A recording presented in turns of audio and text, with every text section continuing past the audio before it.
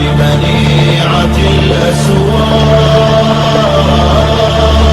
وأقام دولة ظلمه في أرضنا، وأراد أن يبقى مدى الأعمار، مدى الأعمار. هو مخطئ فالاحتلال طريق، وعر بأشلاء غدت كجمار، وعر بأشلاء الذين فجروا شوقا إلى الجنات والأنهار.